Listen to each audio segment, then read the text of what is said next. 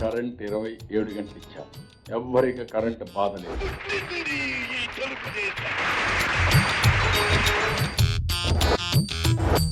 ఒక గంట 2 గంటల పేకాట ఆడుకొని ఒక పెగ్గేసి పడుకోవాలనుకుంటారు. నమస్తే, వెల్కమ్ టు మ్యాగజైన్ స్టోరీ. నేను కవిత. ఆంధ్రప్రదేశ్ ముఖ్యమంత్రి నారా చంద్రబాబు నాయుడు తన చేతలతోనే కాదు, మాటలతోనూ సంచలనాలు సృష్టిస్తారు.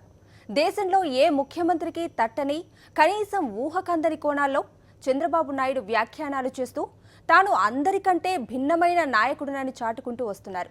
ప్రత్యేకించి 2014లో అధికారంలోకి వచ్చిన తర్వాత చంద్రబాబులో ఏదో మార్పు వచ్చింది. 2014కి ముందు చంద్రబాబు వేరు, తర్వాత చంద్రబాబు వేరు. ఇద్దరు చంద్రులకి హస్తి మసకాంతర తేడా ఉంది. కొత్త చంద్రబాబు నాయుడు మాటలు మేధావులను సైతం కంగారు పెడుతున్నాయి. విపక్షాలు విస్తుపోయేలా చేస్తున్నాయి. సొంత పార్టీ శ్రేణులను మాత్రం వణికిస్తున్నాయి. ఎప్పుడు ఏం మాట్లాడతారో తెలీదు, ఏ మాటకి ఏ పెడార్థం వస్తుందో తెలీదు. అందుకే ఆయన మాటల్లో ప్రతి అక్షరాన్ని నిశితంగా గమనిస్తున్నారు విశ్లేషకులు. దీనిపైనే ఇవాల్టి మ్యాగజైన్ స్టోరీ. కరెంట్ 27 గంటలు ఇచ్చాం. ఎవ్వరికి కరెంట్ బాధ లేదు.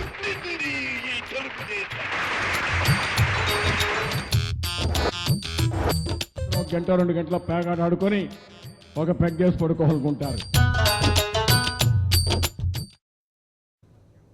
ఆయన ముక్కుసూటిగా మాట్లాడతారు. తాను సాధించిన ఘనతలను గురించి చెప్పుకోవటానికి ఏమాత్రం భయపడరు. తన పాలన యొక్క గొప్పతనాన్ని కీర్తించడానికి మొహమాట పడరు.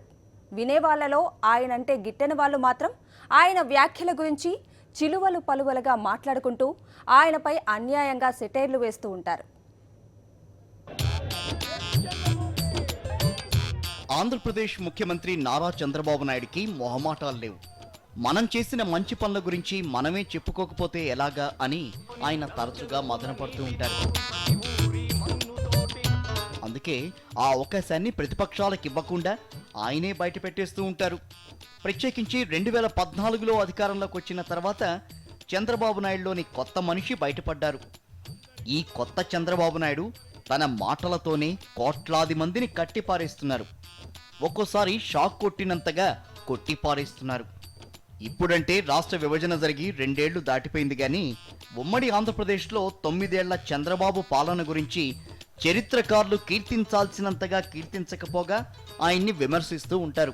కానీ నిజాం నవాబులు కూడా చేయలేని ఘనకార్యాన్ని సాధించిన చంద్రబాబు నాయుడు హైదరాబాద్ నగరాన్ని ప్రపంచ పటంపై పెట్టి సెహబాష్ అని తనకి తానే అనుకున్నారు.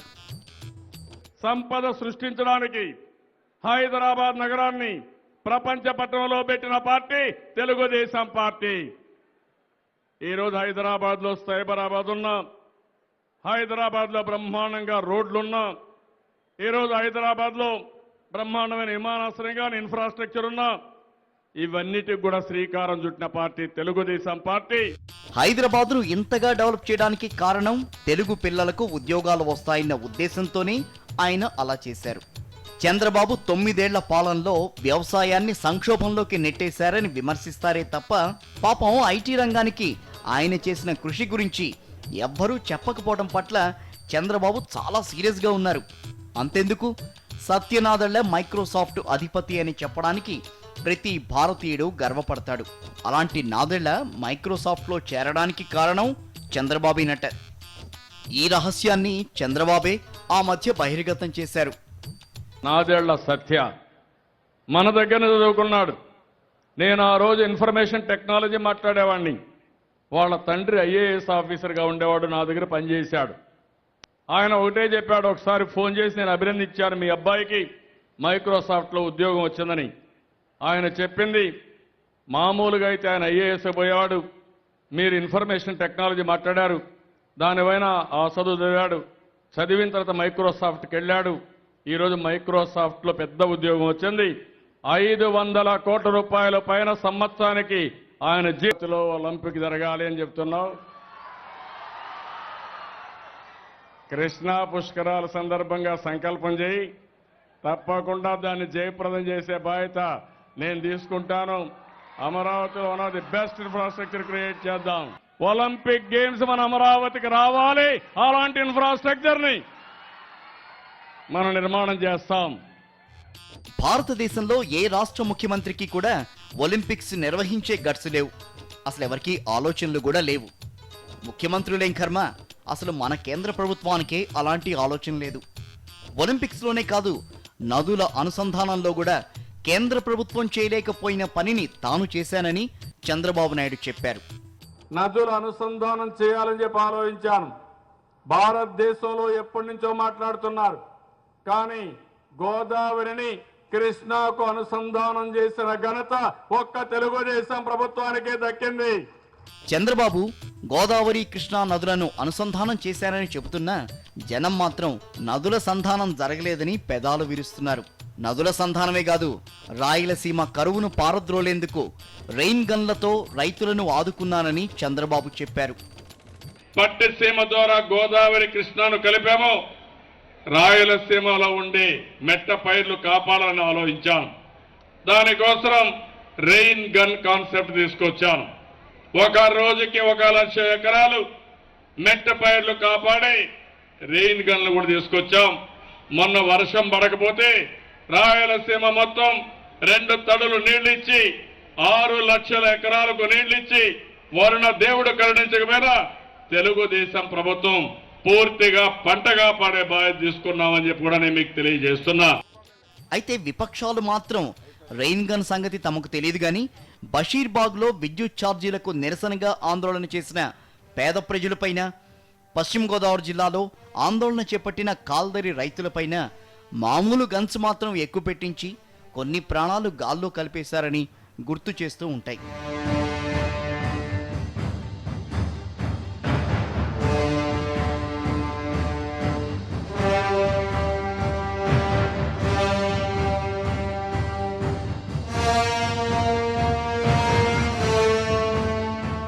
ఎవరూ ఊహించలేని పనులను చంద్రబాబు సునాయాసంగా చేసేస్తూ ఉంటారు.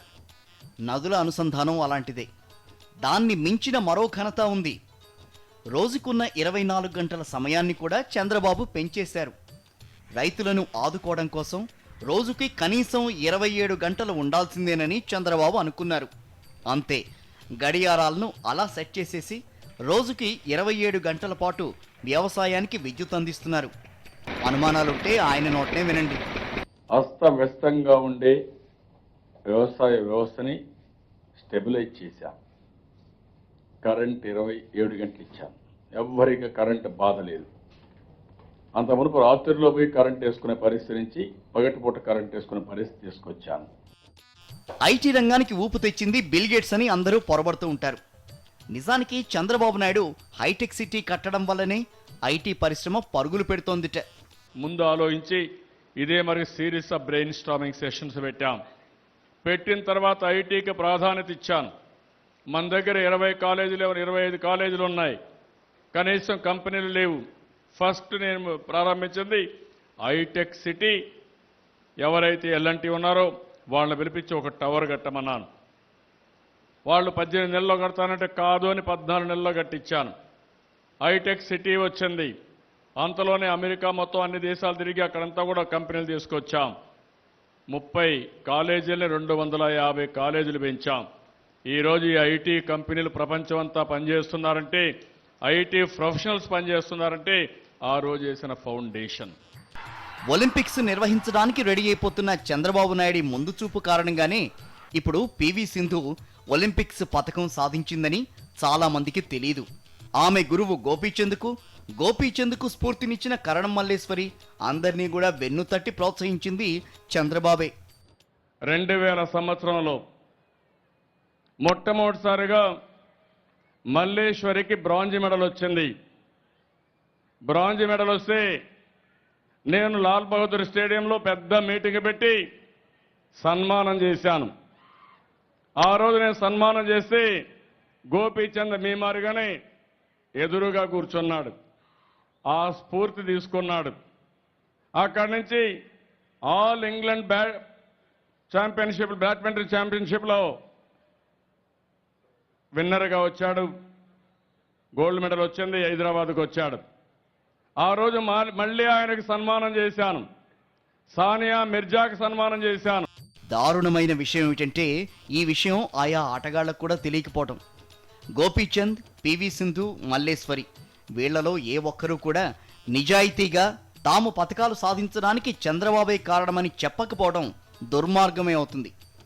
చక్రాలు తిప్పడంలో చంద్రబాబు ప్రతిభా పాఠవాలు తెలిసి 90లలో చాలామంది చంద్రబాబు నాయుడు దగ్గరికి వచ్చి సార్ ప్లీజ్ మీరొచ్చి ప్రధానమంత్రిగా ఉండండి సార్ అని బతిమలాడారట. ప్రధాని పదవి కన్నా తెలుగు ప్రజలే ముఖ్యమని ఆ 2 సార్లు అవకాశాలని వదులుకున్నారట చంద్రబాబు. 97 ప్రాంతంలో యునైటెడ్ ఫ్రంట్ వస్తే నేను ఢిల్లీలో గెస్ట్ హౌస్ లో కూర్చొని ఏమా హైవేలు దేశంలో ఉండే నాయకులందరూ మన గెస్ట్ హౌస్ కు వచ్చేవాళ్ళు. నన్ను ప్రధానమంత్రిగా ఉండమని 2 సార్లు అందరూ ఒత్తిడి తీసుకొచ్చారు. నేను ఒకటే చెప్పాను, నాకు ప్రధానమంత్రి పదవి అవసరం లేదు, నా తెలుగు జాతి ముఖ్యం, నా రాష్ట్రం ముఖ్యం, రాష్ట్రానికే సేవ చేస్తానని చెప్పాను. నేను ఆ రోజు ఒప్పుకోనుంటే నేను కూడా మాజీ ప్రధానమంత్రిగా ఉండేవాడిని. ఇప్పుడు అయితే పాపం చంద్రబాబు నాయుడు కొంచెం మొహమాట పడ్డారు కానీ నిజానికి ఆయన ప్రధానమంత్రి పదవి వద్దనుకున్నది తెలుగు ప్రజల కోసం కాదు. ప్రధాని పదవిలో కూర్చోండని ఆఫర్ వచ్చిన వెంటనే చంద్రబాబు నాయుడు తన కుమారుడు లోకేష్ బాబుకు ఫోన్ చేసి నాయనా ప్రధాని పదవి తీసుకోమంటున్నారు, ఏం చేయమంటావు అని అడిగారట. దానికి లోకేష్ బాబు పిఎం పోస్ట్ నిలకడలేని ఉద్యోగం నాన్న, అదెందుకు, శుభ్రంగా ముఖ్యమంత్రిగానే ఉండండి అన్నాడుట. ఈ విషయాన్ని కూడా చంద్రబాబు నాయుడే చెప్పిన సంగతి అందరికీ తెలిసిందే.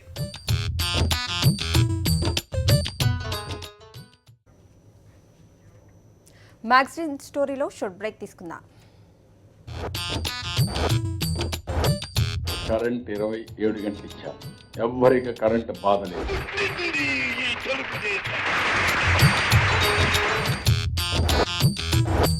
ఒక గంట 2 గంటల పేకాట ఆడుకొని ఒక పెగ్గేసి పడుకోవాలనుకుంటారు. Welcome back to magazine story. ఎన్ని సాధించినా ఒదిగే ఉంటారు చంద్రబాబు నాయుడు.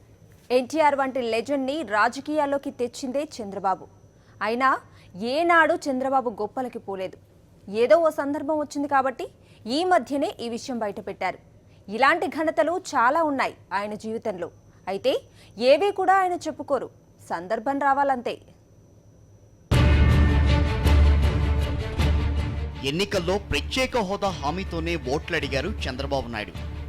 బీజేపీ 10 ఏళ్లు హోదా డిమాండ్ చేస్తే చంద్రబాబు ఏకంగా 15 ఏళ్లు డిమాండ్ చేశారు. అధికారంలోకి వచ్చాక హోదాను పక్కన పెట్టేశారు. దీనిపై మీడియా ఓసారి అడిగితే ఆయనకు కోపం కూడా వచ్చింది. ప్రత్యేక హోదా ఏమన్నా సంజీవన అని విరుచుకుపడ్డారు. అయినా కేంద్ర ప్రభుత్వం హోదా బదులు ప్యాకేజ్ ఇస్తుంటే మీకు నొప్పేంటనన్నారు. కోడల పిల్ల మగపిల్లాన్ని కంటానంటే ఏ అత్తైనా వద్దంటుందా అని చంద్రబాబు లాజిక్ లాగారు. మేము స్పెషల్ స్టేటస్ వచ్చేటప్పుడు ఎంత డబ్బులు వస్తుందో మీకు ఫైనాన్షియల్ అసిస్టెన్స్గా దానికంటే ఎక్కువ ఇస్తూ ఉండదు. ఓకే, కమ్ అవుట్, మీరు చెప్పండి పోనీ ఏమి ఇస్తున్నారు. అరే నేను అంగీకరించడం కాదయా, నేను ఒక్కదానికి అంగీకరించే ఒకదానికి కాదు. నేను అడిగింది ఫస్ట్ నా డిమాండ్ స్పెషల్ స్టేటసే. వారు కాదని ఇంకా ఎక్కువ డబ్బులు ఇస్తున్నారు అనుకో, ఇంక నీ బాధ ఏముంది? ఇంకా ఎక్కువ డబ్బులు ఇస్తే నేను కాదన్నా కదా. కాదు కోడలు మగబిడ్డ కంటారంటే అత్తొద్దు అంటుందా? మిగతా ముఖ్యమంత్రులు కేవలం రాష్ట్రాలకే పరిమితమవుతారు. కానీ చంద్రబాబు నాయుడు సొంత రాష్ట్రం గురించే కాదు, దేశం కోసం ఆలోచిస్తూ ఉంటారు. దేశం అంటే తెలుగుదేశం కాదు, భారతదేశమే. రాజధాని కాంట్రాక్టు పనులు అప్పగించడానికి Chandrababu Singapore, Japan, China, Indonesia వంటి దేశాలు తిరిగేశారు. అప్పుడు ఆయనకి ప్రపంచమంతా వృద్ధుల జనాభా ఎక్కువగా ఉందని తెలిసింది. అంతే, ఏపీకి వచ్చినప్పుడు అందరూ పిల్లల్ని కనండి బాబు అంటూ దేశ జనాభాని పెంచే బాధ్యతను భుజాలకెత్తుకున్నారాయన. 9 లక్షల మంది మన రాష్ట్రంలో పుడితే చనిపోయే వాళ్ళు కూడా 9 లక్షల మంది ఉన్నారు. అంటే ఎంతమంది ఉన్నారు? దీనికంటే నెంబర్ ఇంకా పెరగదు. నా భయం అంతా ఏంటంటే బాగా చదువుకున్న కుర్రవాళ్ళు, బాగా చదువుకున్న మా చెల్లెళ్ళు అయితే పెళ్లిళ్ళు చేసుకోవడం లేదు. కొంతమంది ఉద్యోగాలు వస్తూ ఉంటే కొంతమంది పెళ్లిళ్ళు చేసుకున్న పిల్లలు కనడం లేదు. దానివల్ల జనాభా తగ్గిపోయే ప్రమాదం వస్తూ ఉంది. 15 ఏళ్లకు మునుపు ఎక్కువ పిల్లలు వద్దన్నాను, ఇప్పుడు మాత్రం పిల్లలు కనండి, దేశానికి అవసరం, పిల్లల అవసరం అని చెప్పి ఇప్పుడు చెప్పే పరిస్థితికి వచ్చాం. 15 ఏళ్లలో ఇది మార్పు. ఇది నా కోసరం కాదు, ఈ దేశం కోసం. ఆ విషయం మీరు గుర్తుపెట్టుకోవాల్సిన అవసరం ఉంది. ఒకవేళ పిల్లలు లేకపోతే సమాజం లేదు. పిల్లలు లేకపోతే కొన్ని రోజులకు అందరూ ముసలోళ్ళు అయిపోతే ఎవరు కష్టపడే మనుషులు కూడా ఉండరు. అదే జపాన్లో జరుగుతూ ఉంది. ఇప్పుడు ఈరోజు అమెరికాలో, చైనాలో, జపాన్లో, యూరోప్లో అందరూ పెద్దవాళ్ళు, ముసలివాళ్ళు ఉన్నారు. వయసు మీద పడుతున్న కారణంగా చంద్రబాబు జ్ఞాపక శక్తి కూడా తగ్గిపోతోంది. ఆ కారణంగా ఆయన అప్పుడప్పుడు తడబడుతున్నారు. అమరావతి శంకుస్థాపన సభలో ప్రధాని నరేంద్ర మోదీతో మాకు ప్రత్యేక ప్యాకేజ్ ఇవ్వాలంటూ కోరారు. దీనిపై విలేకరులు ప్రశ్నిస్తే ఎంతటి పెద్దవారికైనా మాట తడబడుతుందని అన్నారు. మనకి ప్రత్యేక హోదా అవసరం కాబట్టే ప్రధానికి అర్థమయ్యే భాషలో హుందాగా విజ్ఞప్తి చేశానని చంద్రబాబు చెప్పుకొచ్చారు. ఒక్కొక్కసారి అంత పెద్ద మీటింగ్లో ఒక వర్డ్ స్పెషల్ ప్యాకేజ్ అన్నాను, స్పెషల్ స్టేటస్ బదులు. నేను అందుకనే క్యాలిక్యులేటివ్గా ఒక్క వర్డ్ కూడా మిస్టేక్ పడకుండా ఎక్కడ కూడా చాలా బ్యాలెన్స్డ్గా, హుందాగా, డిగ్నిఫైడ్గా, అందులో ఎవరిని కించపరచకుండా, అది కూడా గుర్తుపెట్టుకోవాలి మీరు. అదే మరిగా మన యొక్క అవసరాల్ని, మన డిమాండ్స్ని చెప్పవలసిన లాంగ్వేజ్లో అలాంటి ప్లాట్ఫామ్లో చాలా స్పష్టంగా నేను చెప్పాను. అందులో కూడా ప్రధానమంత్రి తెలుగులో మళ్ళీ ఎవరన్నా ట్రాన్స్లేట్ చేయలేమనే ఉద్దేశంతో ఇంగ్లీష్లో కూడా చెప్పాను. ఎక్కడెక్కడ ప్రధానమంత్రి గారికి నేను చెప్పాలనో ఇంగ్లీష్లో కూడా చెప్పాను. ప్రధానమంత్రి గారికి నేను రిక్వెస్ట్ చేసి కూడా చెప్పాను. ఎందుకంటే ఇలాంటి ఒక సంఘటన వచ్చినప్పుడు ప్రధానమంత్రి గారికి మనం వినతి కింద కూడా చెప్పి వారిని కూడా కన్విన్స్ చేసి మన పనులు మనం చేసుకోవాల్సిన అవసరం ఉంది. నేను ఆ మాట చెప్పాను. అయితే ప్రత్యేక హోదా అవసరమని ఆయనే నొక్కి చెప్పారప్పుడు. ఇప్పుడేమో హోదా వల్ల ఏమొస్తుందని నిలదీస్తున్నారు. పైపెచ్చు హోదా వల్ల పరిశ్రమలు కూడా రావని కొత్త రాగం అందుకున్నారు. అరుణ్ జైట్లీ సమక్షంలోనే ఈ ఘటన జరిగింది. అదే సమయంలో ప్రత్యేక హోదా, ప్రత్యేక ప్యాకేజ్ వ్యత్యాసం ఏమీ లేనప్పుడు ప్రత్యేక ప్యాకేజ్ ఒప్పుకుంటే నష్టం ఏంటని అడుగుతున్నాను. 2 సంవత్సరాల 4 నెలలు అయింది. రాష్ట్రం అభివృద్ధి కావాలి. ఇప్పటికే కాస్తో కోస్తో మనం లాదుకుని మనం ముందుకు నిలదొక్కోగలిగాం. అవసరమైనప్పుడు నిధులు కావాలి. అవసరమైనప్పుడు ముందుకు తీసుకుపోవాల్సిన అవసరం ఉంది. ఇంకో పక్కన మీరు చూస్తే తప్పుడు ప్రచారాలు చేస్తున్నారు. అందులో భాగంగానే వీళ్ళు చెప్పేది ప్రత్యేక హోదా వస్తే ఇండస్ట్రియల్ ఇన్సెంటివ్స్ వస్తాయని. ఇది వాస్తవం కాదు. నేను ఆ విషయమే అడిగాను. ఎక్కడున్నాయో చెప్పమన్నాను. కానీ అది చెప్పకుండా కావాలని మభ్యపెట్టే పరిస్థితిలో ఉన్నారు. నేను ఈ విషయంలో రాష్ట్ర ప్రజానీకానికి ఒకటే కోరుతున్నాను. వీలైతే కేంద్రాన్ని మెప్పించి గట్టిగా అడిగి కూడా మన రాష్ట్రానికి న్యాయం చేయడం కోసం అనునిత్యం ప్రయత్నం చేస్తాను తప్ప. అయితే 2014 ఎన్నికల ప్రచారంలో పరిశ్రమల కోసమే ఆయన 15 ఏళ్ల పాటు హోదా కావాలని అడిగారు. మనకు ఒక స్పెషల్ స్టేటస్ ఇవ్వాలి. 5 సంవత్సరాలు ఇచ్చారు. నేను నరేంద్ర మోడీ గారిని కోరుతున్నా, 15 సంవత్సరాలు ఇవ్వండి. 5 సంవత్సరాల్లో ఇండస్ట్రీ రావాలంటే 2-3 ఏళ్ళు అవుతుంది. అది ప్రారంభమయ్యే లోపల ఆ స్టేటస్ పోతే మళ్ళీ అభివృద్ధి ఆగిపోతుంది. అందుకని కనీసం 15 సంవత్సరాలు స్పెషల్ స్టేటస్ ఇమ్మని చెప్పి వారిని కోరుతున్నా. నిజంగానే హోదాతో పరిశ్రమలు రావని చంద్రబాబు ఇప్పుడు చెబుతోంది నిజమే అయితే అప్పుడు హోదా కావాలని ఎందుకు అడిగారని విజ్ఞులు నిలదీస్తున్నారు. హోదా విషయంలో చంద్రబాబు పూటకో మాట మాట్లాడారని విపక్షాలు విమర్శిస్తూ ఉంటాయి.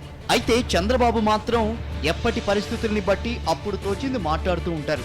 వివిధ సందర్భాల్లో ఆయన హోదాపై మాట్లాడిన మాటలు ఆలకించండి. మనకు ఒక స్పెషల్ స్టేటస్ ఇవ్వాలి. 5 సంవత్సరాలు ఇచ్చారు. నేను నరేంద్ర మోడీ గారిని కోరుతున్నా, 15 సంవత్సరాలు ఇవ్వండి. 5 సంవత్సరాల్లో ఇండస్ట్రీ రావాలంటే 2-3 ఏళ్ళు అవుతుంది. అది ప్రారంభమయ్యే లోపల ఆ స్టేటస్ పోతే మళ్ళీ అభివృద్ధి ఆగిపోతుంది. అందుకని కనీసం 15 సంవత్సరాలు స్పెషల్ స్టేటస్ ఇమ్మని చెప్పి వారిని కోరుతున్నా. అదే మరి కొంతమంది కావాలని కన్ఫ్యూజ్ చేసి స్పెషల్ స్టేటస్ ఇస్తే ఇది ఒక సంజీవని కింద అన్నీ అయిపోతాయని. ఏమొస్తాయండి? 2 వస్తాయి. ఆ 2లో ఏంటి? 1 EAP, 2 central sponsor schemes. Central sponsor schemes తగ్గించేశారు. 62 నుంచి 52% వచ్చింది. ఈఏపీ వచ్చే కొద్దిగా ఎంత వచ్చింది? ఎన్ని ప్రాజెక్ట్స్ ఇస్తే గవర్నమెంట్ ఆఫ్ ఇండియా, అది మళ్ళీ వాళ్ళు క్యాబినెట్లో తీసి వాళ్ళు పాస్ చేయాలి. ఎన్ని ఇస్తే వస్తాయి. నేను అడిగింది ఫస్ట్ నా డిమాండ్ స్పెషల్ స్టేటసే. వారు కాదని ఇంకా ఎక్కువ డబ్బులు ఇస్తున్నారు అనుకో, ఇంక నీకు బాధ ఏముంది? ఇంకా ఎక్కువ డబ్బులు ఇస్తే నేను కాదన్నా కదా. కాదు కోడలు మగబిడ్డ కంటారంటే అత్తొద్దు అంటున్నా. ఈ యొక్క స్పెషల్ స్టేటస్తోనే మొత్తం అయిపోతుంది, స్వర్గం అయిపోతుందని చెప్పి మాట్లాడుతున్నారు. 15 ఏళ్ళు స్పెషల్ స్టేటస్ వచ్చిన రాష్ట్రాలు స్వర్గాలు అయిపోలేదు. What is the reason? ఏదైతే ఈ రోజు ఇచ్చిన దాన్ని అభినందిస్తూనే వాళ్ళు ఎంత ఇచ్చినా తీసుకోవడం, మనం ముందుకు పోవడం తప్ప వేరే మార్గం లేదు. We have to fight, we have to go move forward. ఆ మధ్య హైదరాబాద్లో అసెంబ్లీ హాల్లో తమ పార్టీ ఎమ్మెల్యేలందరితో పిచ్చా పార్టీ మాట్లాడిన చంద్రబాబు నాయుడు అసలు ఎన్టీఆర్ను రాజకీయాల్లోకి తీసుకొచ్చింది తానేనని చెప్పారు. ఏ మాటకు ఆ మాటే చెప్పుకోవాలి. చిన్న సాయం చేసినా ఊరంతా ప్రచారం చేసుకునే జనం ఉన్న ఈ రోజుల్లో చంద్రబాబు అంత పెద్ద సాయం చేసి కూడా ఇన్నాళ్ళు ఎవ్వరితో కూడా ఈ మాట అనకపోవడం గొప్ప విషయమే. ఈ మధ్యకాలంలో చంద్రబాబు నాయుడు ఏం మాట్లాడినా అందరూ వింతగా చూస్తున్నారు. ఆయన మాత్రం నిరాడంబరంగా తాను చెప్పాల్సింది చెప్పుకుపోతున్నారు. ఓ ఎన్టీఆర్, ఓ గుజరాల్, ఓ అబ్దుల్ కలాం, ఓ గోపీచంద్, ఓ పివి సింధు, ఓ హైదరాబాద్. చంద్రబాబు చేయి పడితే చాలు తలరాతే మారిపోయి రాజవైభోగం ఖాయం. ఇంతమందికి వెలుగుదారి చూపించిన కించిత్ గర్వం కూడా లేకుండా చంద్రబాబు నాయుడు అమరావతిలో కాలక్షేపం చేస్తూ ఉండడం మామూలు విషయం కాదు.